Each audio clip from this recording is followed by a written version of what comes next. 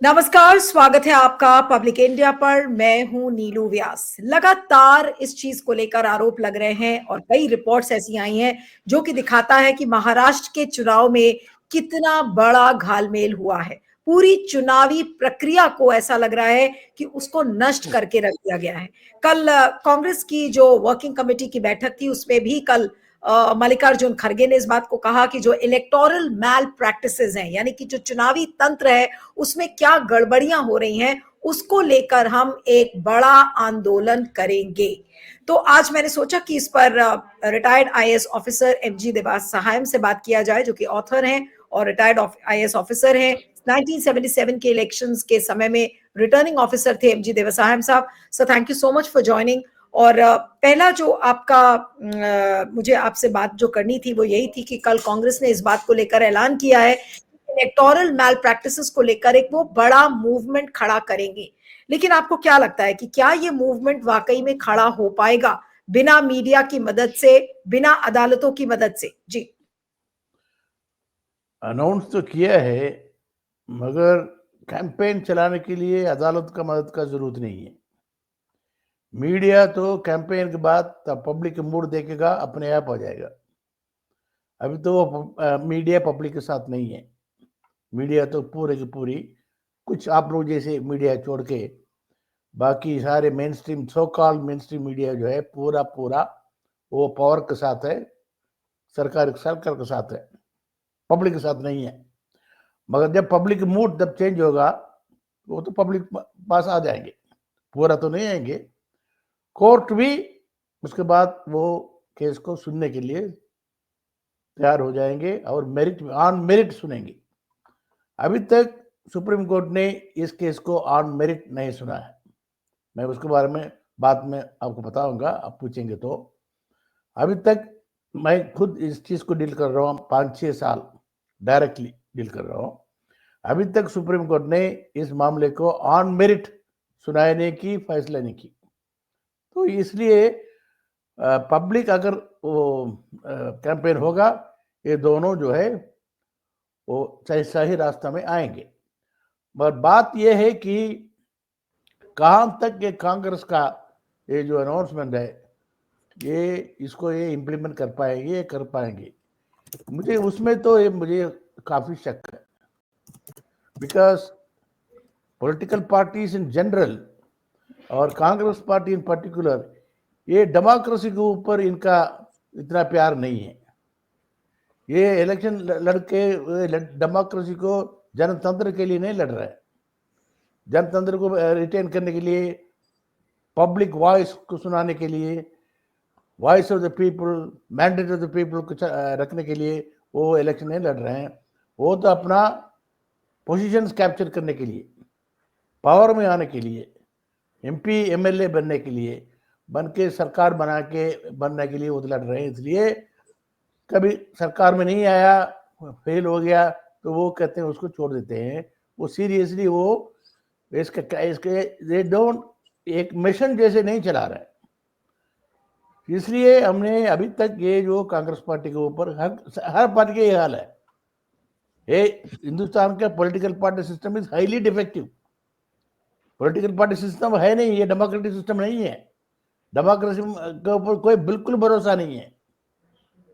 वो तो क्राइटेरिया देखते हैं ना, कौन जीत सकता है, कौन कितना पैसे कर सकता है, कौन किसके कास्ट में है, कौन ये कम्युनिटी का है, ये कम्युनिटी का है, वही देख रहे हैं। तो मगर ये अनाउंसमेंट तो किए हैं, मगर पब्लिक हमारा हमारा जो जो सर्कल्स हैं, ये बड़ा सो तो पूरा है नहीं कि ये चला पाएंगे, नहीं चला पाएंगे, क्योंकि इसका जो रिक्वायर्ड कंसल्टेटिव प्रोसेस है, इतना साल के बाद भी हम तो इसके ऊपर काम कर रहे हैं 1918 से, एक्चुअली एक्टिवली 2018 से काम कर रहे हैं। अभी तक कंसल्टेटिव इतना सा जरा सा भी कंसल्टेटिव प्रोसेस नहीं है। हम ही बोल रहे हैं, उनके तरफ से बिल्कुल जीरो अभी तक जो इनिशिएटिव है। किसी से हमसे कोई डिस्कस नहीं किया, कोई पॉइंट अंडरस्टैंड करने के लिए कोशिश किया, वो सोचते हैं कि वो सब जानते हैं, वो और फालतू सब लोगों के साथ बातें करते हैं। तो असली जो रिसर्च करके असली इश्यूज को बाहर लाए, उनके साथ डिस्कस नहीं करते हैं। तो because of these two reasons, और तीसरा ये रीजन है, इसी मुताबिक इन्होंने 2022 में उदयपुर कॉन्क्लेव किया था। उसमें तब कहा था कि देखो हमने इलेक्शन 2019 का वगैरह दूसरा असेंबली इलेक्शन, तो इसको हमने ये करेंगे वो करेंगे, रेजोल्यूशन पास किया। रेजोल्यूशन में स्ट्रक्चरल चेंजेस करेंगे, इंस्टीट्यूशनल चेंजेस करेंगे, ये करेंगे वो करेंगे, और सबसे इम्पॉर्टेंट एक रेजोल्यूशन उन्होंने पास किया, ये एक इलेक्ट्रल मैनेजमेंट सिस्टम लाएंगे। कांग्रेस पार्टी में इलेक्ट्रल मैनेजमेंट सिस्टम है ही नहीं। इलेक्ट्रल सिस्टम जो है पर्टिकुलरली ये ईवीएम आने के बाद ये तो सेमी टेक्निकल हो गया है, ये कॉम्प्लिकेटेड है। ये लोगों को कंटेस्ट करने वाले कैंडिडेट को समझना चाहिए, एजेंट्स को, वर्कर्स को समझना चाहिए।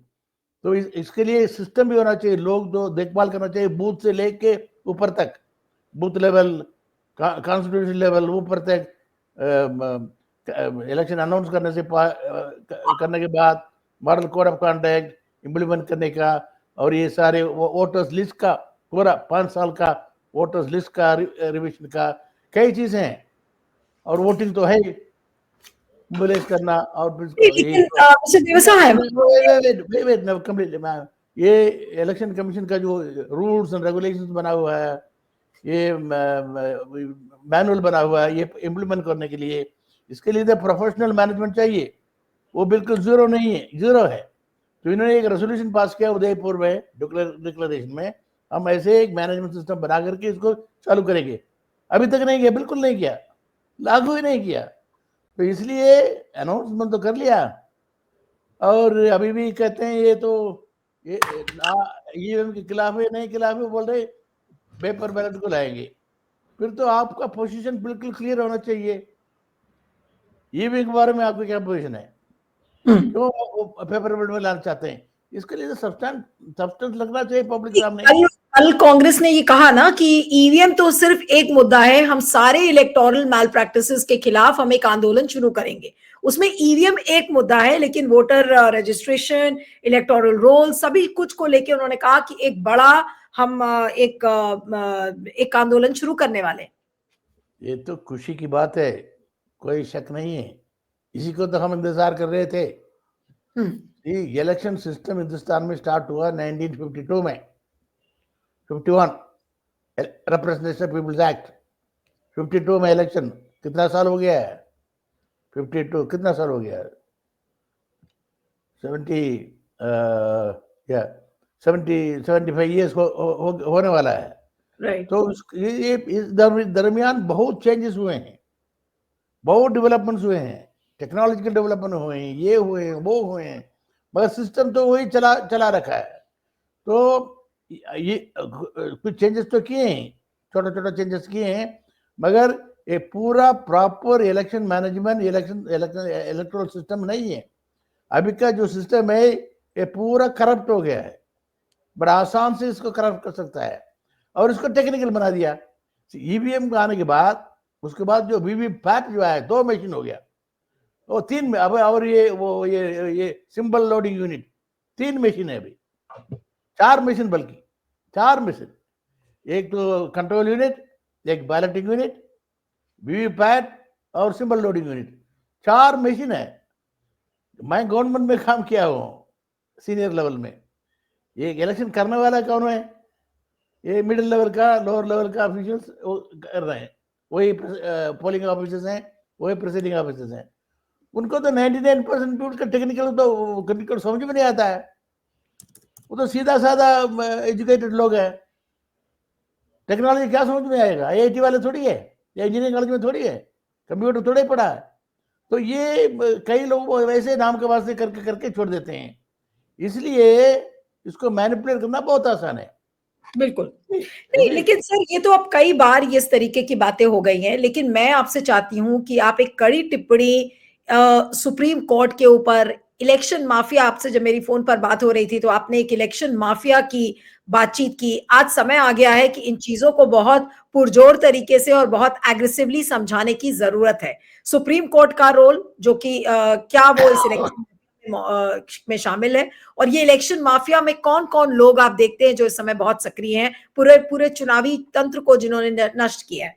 जी ये इलेक्शन रिलेटेड इश्यू तो हमेशा था। हिंदुस्तान जैसे कंट्री में तो हो गई, 100 करोड़ के करीब वोटर्स हैं अभी।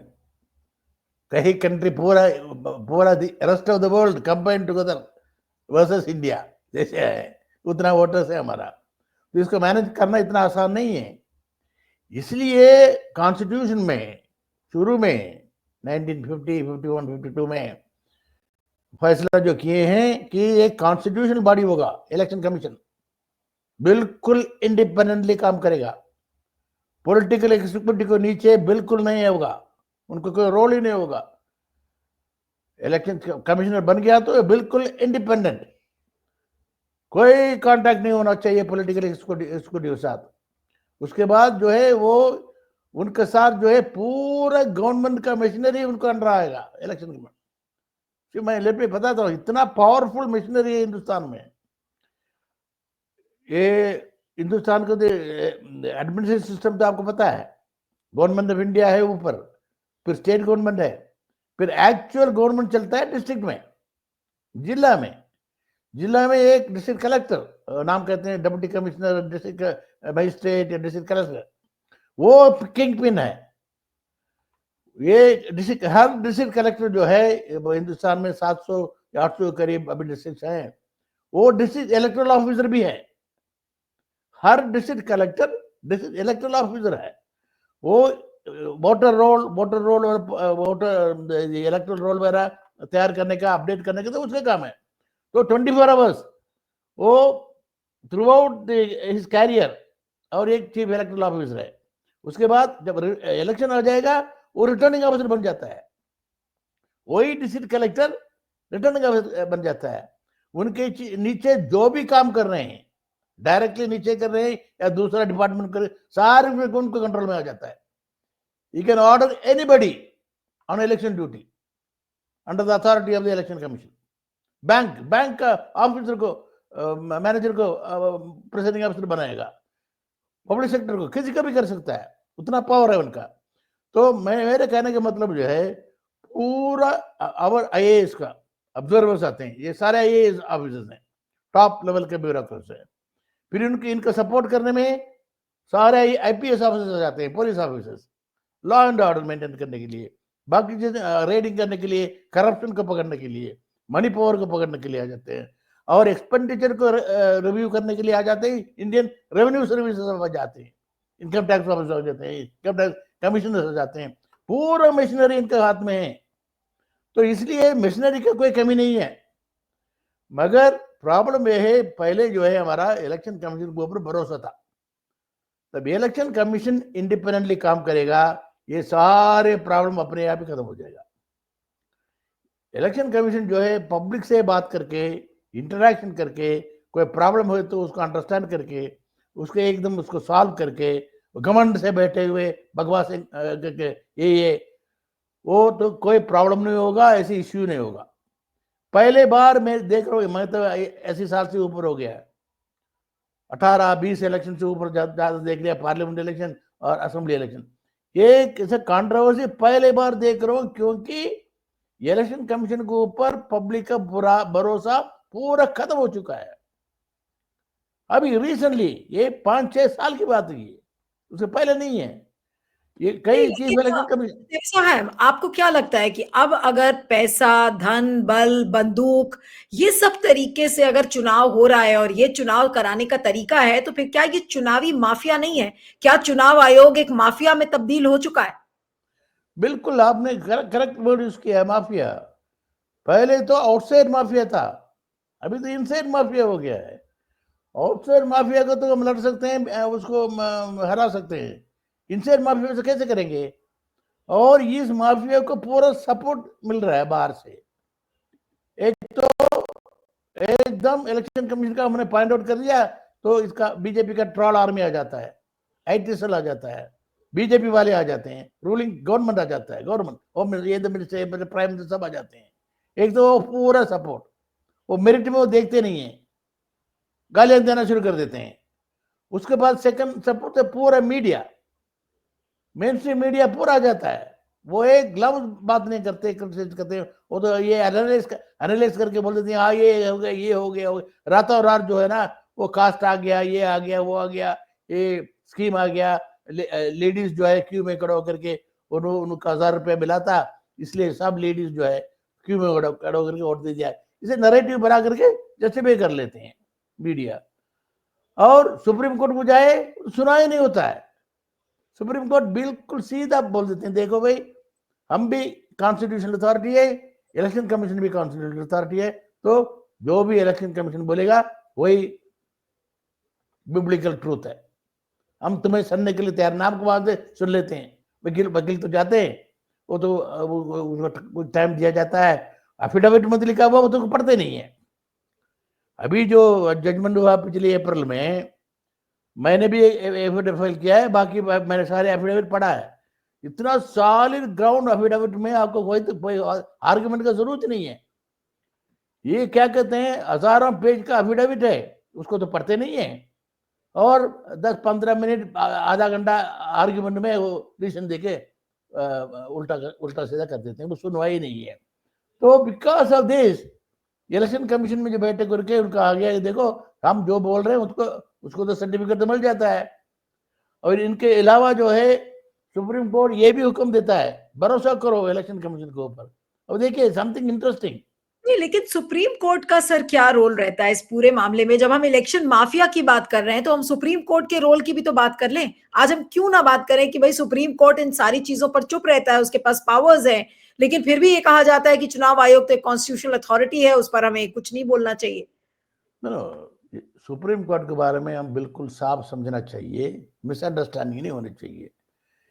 फ्री एंड फेयर इलेक्शन करने का पूरा जिम्मेदारी 100% सुप्रीम कोर्ट का नहीं है, इलेक्शन कमीशन का है। इसलिए मैं कहता हूं ना सुप्रीम कोर्ट भी अंडर आर्टिकल सो एक कॉन्स्टिट्यूशनल अथॉरिटी है, इलेक्शन कमीशन भी अंडर आर्टिकल 324 कॉन्स्टिट्यूशनल अथॉरिटी है। Same power regarding absolute power है, प्लेनिपोटेंशियरी पावर्स हैं, लीगल पावर्स हैं, ऑल काइंड ऑफ पावर्स हैं। तो तब इलेक्शन कमीशन गलती करेगा, अनकॉन्स्टिट्यूशनल चीज करेगा, तभी हम जा सकते हैं सुप्रीम कोर्ट में, अगर नहीं तो सुप्रीम कोर्ट में नहीं जा सकते। नहीं, लेकिन अगर सुप्रीम कोर्ट सामने से चुनावी माफिया को देख रहा है कि चुनाव माफिया है, इलेक्शन कमीशन एक माफिया है, तो सुप्रीम कोर्ट क्यों नहीं इसमें इंटरवीन कर सकता? वही कर रहा हूँ। नॉर्मल सर्कमस्टेंस में नहीं है। सी अब देखिए उसका टाइम का फर्क देखिए, 10-12 साल का फर्क देखिए। 2009 में ये ईवीएम इश्यू बड़ा मुद्दा बना। 2009 इलेक्शन के बाद बीजेपी जीता नहीं, इसलिए बीजेपी वाले मैदान में आ गए। आपको पता होगा एल.के. अद्वानी साहब, सुब्रमण्य स्वामी साहब, और अभी एमपी है नरसिम्हा राव, और काफी बड़ा टीम उन्होंने बनाया है, टेक्निकल टीम बनाया, दूसरा टीम बनाया, और बुरा हमला लगाया, कैंपेन भी चलाया, पब्लिक कैंपेन भी चलाया। चलाने के बाद सुब्रमण्य स्वामी तो अदालत गए, दिल्ली हाई कोर्ट ने बोल दिया ईवीएम में कुछ गड़बड़ है, मगर उसमें इसका आगे कुछ नहीं बोल सकते हैं, इलेक्शन कमीशन इंडिपेंडेंट ऑर्गेनाइजेशन है। तो Subramanian Swamy went to supreme court notice issue किया इलेक्शन कमीशन को। उस टाइम पे इलेक्शन कमीशन में था S Y. Qureshi, chief election commissioner, मेरा अच्छा दोस्त है, मेरा कैडर का, मेरा जूनियर है आईएएस का। तो वो काफी लोगों से डिस्कस करके, पॉलिटिकल पार्टी से, बाकी लोगों से डिस्कस करके ये कॉन्सेप्ट आया, टेक्निकल लोगों ने उनको बताया कि ये वीवीपैट है। कंप्लेंट ये था कि ईवीएम में मशीन है, अब वोट डालते हैं, हम पता नहीं वोट डाला हुआ नहीं है, caste is intended, record caste is counter the principle है, डेमोक्रेसी प्रिंसिपल से हमें पता नहीं है, उसके लिए एक जरिया किया जाए। तो उन्होंने क्या ओके हम जरिया कर देंगे, वीवीपैट लगा देंगे, वोटर वेरीफेबल, बिकॉज कंप्लेंट है कि हम वेरीफाई नहीं कर पा रहे हैं। कोई ऑडिटिंग नहीं है, अंधा है, मशीन ब्लैक बॉक्स है, हम सिर्फ बटन प्रेस करते हैं, आप उसके बारे में पता नहीं कुछ नहीं कि क्या होता है, अंदर क्या होता है, बाहर क्या होता है। तो इसलिए तो वीवीपैट लाया, voter verifiable paper audit trail, ताकि एक स्लिप दिखाई जाए, अगर स्लिप दिखाएंगे तो स्लिप को गिनना चाहिए, लॉजिक है। हर चीज का सुप्रीम कोर्ट से ऑर्डर थोड़े होगा, हर चीज कॉन्स्टिट्यूशन में थोड़े लिखा जाएगा। लेकिन एक जब तो इस तरीके का इलेक्शन माफिया ऑलरेडी आप देख रहे हैं कि, तो सुप्रीम कोर्ट उसको एंडोर्स क्यों करता है? सुप्रीम कोर्ट उसको ऊपर लगाने का काम उसी क्यों? को कर रहा हूँ, उसी को कर रहा हूँ। यही तो स्ट्रेंज बात है। सुप्रीम कोर्ट ने अपना 213 ऑर्डर को उल्लंघन कर रहे हैं, उसके खिलाफ ऑर्डर दे रहे हैं। अभी जो भी ऑर्डर दे रहे 213 हैं, कैसे? 213 आपने क्या बोला? आर्टिकल हाँ? 213, आप 213 की आप क्या बात कर रहे हैं, उसको थोड़ा सा समझाएंगे? इलेक्शन कमीशन हाँ आर्टिकल, इलेक्शन कमीशन 324 आर्टिकल, हाँ, 324, राइट राइट, हाँ हाँ। 324 इलेक्शन कमीशन बना हुआ है। Election commission is formed under article 324 of the constitution of India. तो मैं सुप्रीम कोर्ट में बात कर रहा हूँ। 2013 में सुप्रीम कोर्ट ने ऑर्डर दिया था वीवीपैट लगाओ, वीवीपैट लगाया तो वीवीपैट गिनती भी करना चाहिए। अभी हम उनका सुप्रीम कोर्ट में इलेक्शन कमीशन कहते हैं वीवीपैट गिनती नहीं करेंगे। प्रॉब्लम तो ये की है, अगर ये वीवीपैट को अगर गिनती करते हैं ना, कोई प्रॉब्लम नहीं है, वेरिफिकेशन हो जाएगा, ऑडिट हो जाएगा, ये दोनों नहीं है ना। ये सारे डाउट क्यों आ रहा है? लोकसभा में 89 5 करोड़ वोट के बारे में जिक्र आया था, हरियाणा में जिक्र आया था, महाराष्ट्र में आ रहा है, ये क्यों आ रहा है? वेरिफिकेशन नहीं कर पा रहे हैं वोटर को, और पूरा ऑडिटिंग नहीं है। ये दोनों वीवीपैट में है, और वीवीपैट में गिनती कर लेते हैं, मामला खत्म हो जाता है। और इलेक्शन कमीशन जो है झूठा एफिडेविट फाइल करते हैं सुप्रीम कोर्ट में। यही तो प्रॉब्लम है, समझने के लिए try and understand. Election commission is sabotaging supreme court judgement of 2013, और सुप्रीम कोर्ट जजमेंट लागू करने के लिए हम सुप्रीम कोर्ट में जाते हैं, कहते तू भाग जाओ, इलेक्शन को आप ये कह रहे हैं कि चुनाव आयोग सुप्रीम कोर्ट को सैबोटाज कर रहा है एक तरीके से? कर रहे हैं, और सुप्रीम कोर्ट खुद सैबोटाज करना है। यही तो प्रॉब्लम है ना। सी, एक डेमोक्रेटिक सिस्टम में आप ये कह रहे हैं कि सुप्रीम कोर्ट अपने आप को ही ध्वस्त करने में लगा हुआ है? बिल्कुल बिल्कुल, सुप्रीम कोर्ट का पूरा क्रेडिबिलिटी को खत्म कर रहे हैं कुछ लोग बैठ करके। मैंने वो आर्टिकल मैंने देखा नहीं था चंद्रचूड़ साहब के बारे में। चंद्रचूड़ उसमें खास वो अहम रोल प्ले किया है सुप्रीम कोर्ट का क्रेडिबिलिटी को खत्म करने के लिए। मैंने डिटेल आर्टिकल लिखा है, बाहर में आया कल। प्रॉब्लम ये है कि ये नहीं कि हमारा क्या है, एक डेमोक्रेटिक गवर्नेंस है, कॉन्स्टिट्यूशनली गवर्न डेमोक्रेसी है इंडिया, रिटर्न कॉन्स्टिट्यूशन है, दुनिया में सबसे बड़ा कॉन्स्टिट्यूशन कहते हैं। तब कॉन्स्टिट्यूशनल सिस्टम हम चलाएंगे, हम इंस्टीट्यूशन के ऊपर भरोसा रखना चाहिए। इंस्टीट्यूशन से चलता है गवर्नमेंट, इंडिविजुअल नहीं, प्राइम मिनिस्टर से नहीं चलता, होम मिनिस्टर से नहीं चलता, प्रेसिडेंट से फलाना फलाना से नहीं चलता, इंस्टीट्यूशन से चलता है।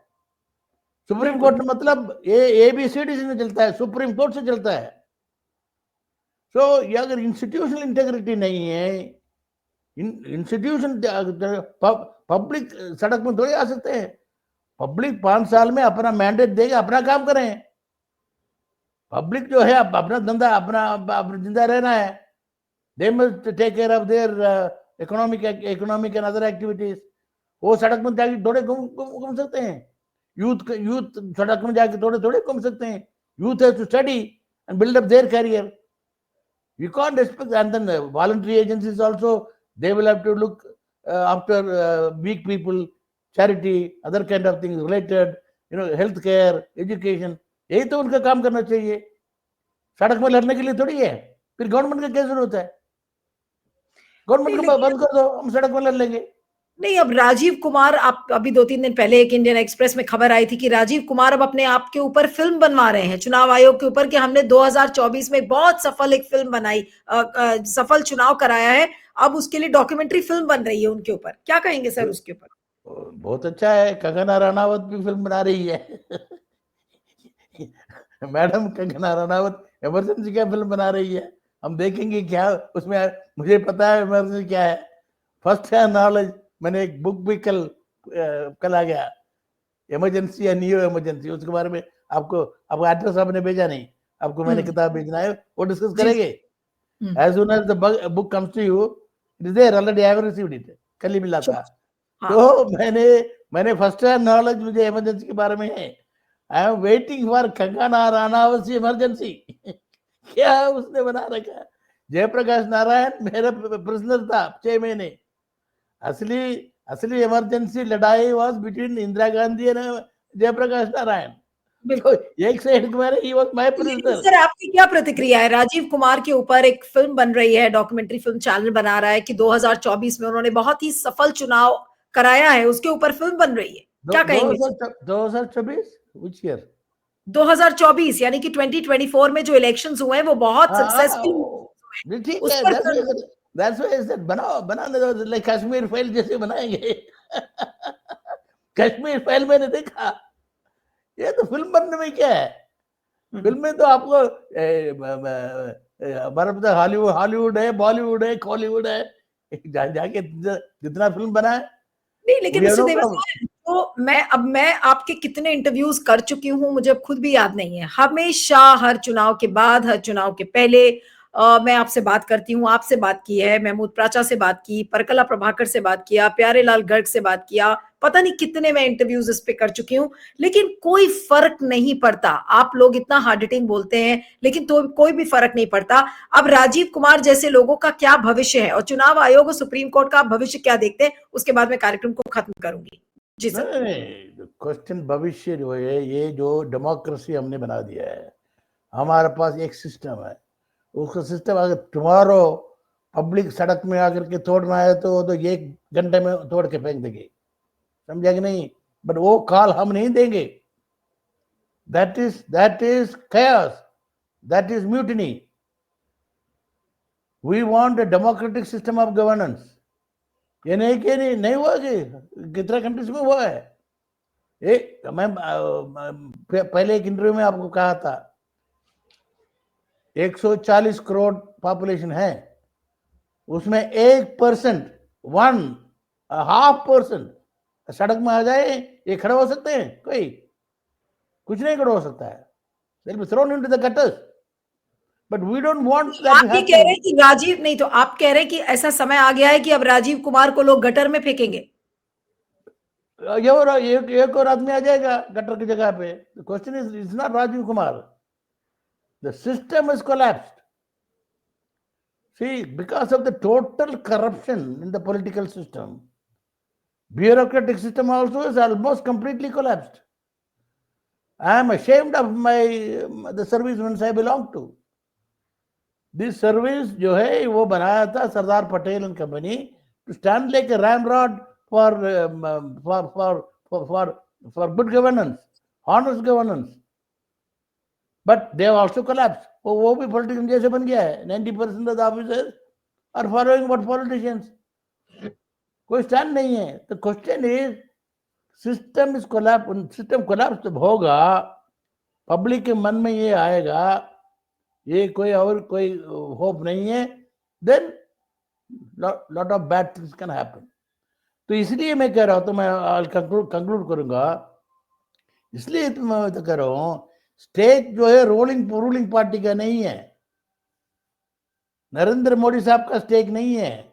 वो तो पावर कैप्चर कर लिया, पावर एंजॉय कर रहे हैं, और हर स्टेट में आने के लिए भी कोशिश कर रहे हैं, विपक्ष मुक्त भारत करने के लिए कोशिश कर रहे हैं।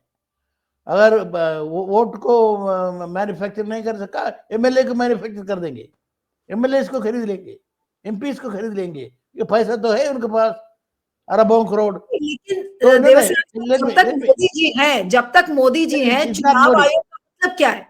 It is not Modi or anybody else. I am talking about the system. तो रूलिंग पार्टी का इसमें स्टेक नहीं है। रूलिंग पार्टी जो है, जिनका ऑब्जेक्टिव अचीव कर लिया है, they want to continue with power. Stake जो है अपोजिशन का है। सी, 30 to 35% of the voters only have voted for the ruling party. Opposition combined together has got 60 to 65% of vote share. So किसका responsibility ज़्यादा है, किसका stake ज़्यादा है? और democracy का survival का ruling party can survive without opposition. Can opposition survive without the people? Ruling party आज का system में ruling party vote का जरूरत नहीं है. They can manufacture votes. Let me be very frank. ये तो EVM system है जो अभी बना हुआ है. They can manufacture votes. और वो मैन्युफैक्चरिंग कमी है. They manufacture MLAs. They can purchase MLAs. बिल्कुल साफ हो गया है. यही सिस्टम चल रहा है. महाराष्ट्र ही देख रहे हैं. पिछले गवर्नमेंट तो परचेज MLAs था. नहीं तो बेसिकली अब वोट क्या, वोटों की खेती कर रही है. बेसिकली चुनाव आयोग का काम है वोटों की खेती करना. वही तो हो रहा है. दैट्स व्हाई ऐसे स्टेक्स जो है अभी अपोजिशन का है, सर्वाइवल है. They are targeting. On one point, Congress is right. They are being targeted to wipe away. That's why they all the reason. But then the systematically जो Congress party करना है, अपोजिशन करना है, वो नहीं कर रहे हैं. I don't see any professional approach. Almost zero professional. सबसे पहला स्टेप अब क्या होना चाहिए? क्या राजीव कुमार को हटवाना चाहिए? Rajiv Kumar is no issue. No, but Rajiv Kumar is no bloody issue. I am sorry. Rajiv Kumar is no issue. The opposition party, Rajiv Kumar नहीं, एक और कुमार आ जाएगा. Rajiv Kumar is no issue at all. I don't consider him as an issue. The question is the system of election, electoral democracy, the role of opposition. Why is the opposition party not even talking to the civil society? Sir हम तो ये रोला बता रहे, वो बात करने के लिए तैयार नहीं है. वो कल का लेटर भी ये तो रोना ये क्या कोई लेटर है? हम नहीं बोल रहे, कुरैशी बोल रहा है. हम नहीं बोल रहे, परकना प्रभाकर बोल रहे हैं. हम नहीं बोल रहे ना, हमारा नहीं, हमारा कुछ मत कर लो. Is the Congress party so scared of the election commission and Rajiv Kumar? अरे वो तो ठीक तरह से चिट्ठी लिखना भी नहीं आता है. They are writing like petitioners, mendicants. This is how the opposition party asserts themselves. क्या बात है ये क्या चिट्ठी है? नहीं अब देखा हो ना, मैंने चिट्ठी पढ़ा था, कुरैशी बोल रहे हैं. देखिए ना, जो आपने 2-3 बातें बहुत स्पष्ट कही इस इंटरव्यू में, और मैं बस अभी आखिरी सवाल है मेरा, खत्म करूंगी, टाइम लिमिटेशन है, कि आपने कहा कि ये एक इलेक्शन माफिया है जिसको कि सुप्रीम कोर्ट एंडोर्स करता रहता है. तो क्या इलेक्शन माफिया के वजह से अब क्या एक इलेक्शन इमरजेंसी भी देश में आ गई है? Yeah, there is an election. Election has become a tamasha. Elections have become a tamasha. This is not the way you hold elections. See, the question is, it has to be transparent. If you are going to EVM and VVPAT, you have to use the VVPAT to use it for verification, 100% verification, 100% auditing. If you are not willing to do that, go back to the paper ballot. Paper ballot में 420 करना बहुत कम है, 1% है. यहाँ पे 99% है. यही फर्क है. 420 पेपर बैलेट में हो सकता है, but scope is only 1 to 2%. Yeah, it is 95%. So the question is, today our concern is opposition parties have collapsed as an entity of democracy. Not only Congress party, all of them. वो अपने आप theory लेके घूमते रहते हैं, अपने आप theory. कोई बोलता है ईवीएम में कुछ नहीं है, मैंने तो जीता है. कोई कार्तिक चिदम्बरम है तमिलनाडु का, बोलता है मैंने तो ईवीएम में जीता है. भाई तमिलनाडु में तुम्हारा तो कोई वोट नहीं है, डीएमके ने लोग वोट डाला होगा. तमिलनाडु में मैन्यूअल करना इतना आसान नहीं है. तमिलनाडु सिस्टम इज डिफरेंट, और उसको पूरा बोल रहे हैं मैंने जीत गया. ऐसी EVM is first class. No, like that half baked characters are roaming around. Congress के अंदर ही लोग सबटाज कर रहे हैं कई लोग. तो मेरा कहने का मतलब जो है, before trying to capture government, see Congress party want to become ruling party government. Before capturing the government, before taking over the ruling party, at least your election management system को तो ठीक करो. At least free and fair election तो ensure करो. नहीं तो who is going to vote for you? कल तुम्हारा ऊपर भी भरोसा चला जाएगा. That is what we are worried about. नहीं तो आप अंत में क्या कहेंगे कि ये क्या एक इलेक्शन इमरजेंसी है इस समय देश में? Election emergency, so yeah, you can say that, yes, because when there is so much of distrust, recently से स्टार्ट हुआ, पार्लियामेंट का डिस्ट्रस्ट है, हरियाणा का डिस्ट्रस्ट है, महाराष्ट्र का डिस्ट्रस्ट है, उसके पहले असेंबली इलेक्शन था, मध्य प्रदेश, राजस्थान एंड छत्तीसगढ़, सब डिस्ट्रस्ट तो बिल्ड हो रहा है। बिल्कुल उसको उसको ये सफाई करने के लिए तो कोशिश ही नहीं कर रहे हैं। वो तो भरोसा करो, भरोसा करो, भरोसा करो। और देखो इलेक्शन कमिश्नर को सेलेक्ट कैसे करते हैं ना। Manoj Tiwari, one of the MPs, have introduced a private members bill for changing the system of election, selection of. ये कोई सिलेक्शन सिस्टम है? प्राइम मिनिस्टर प्रेसिडेंट खुद ही डिसाइड कर रहा है तो आज का सिस्टम ऐसे है, पीएमओ डिसाइड्स कौन इलेक्शन कमिश्नर है, पीएमओ डिसाइड्स कौन मशीन को मैन्युफैक्चर कर रहा है, पीएमओ डिसाइड्स कौन मशीन में क्या डालना है, पीएमओ डिसाइड्स वोटर लिस्ट में क्या आना है, सब पीएमओ डिसाइड कर रहा है। हम कहते हैं फ्री एंड फेयर इलेक्शन हो रहा है, एंड अपोजिशन पार्टी तो वो वहां पे बेकिंग कर रहे हैं। कुरैशी साहब ने बोलिया इसलिए हम कंप्लेन कर रहे हैं, परकला प्रभाकर साहब ने बोला इसलिए हम कंप्लेन कर रहे हैं। हम नहीं कंप्लेन कर रहे हैं, we are not complaining. What kind of party is it? I don't know. जी, चलिए आपका बहुत बहुत शुक्रिया देवसायम साहब। Thank you so much for joining. Thank you sir, thank you very much.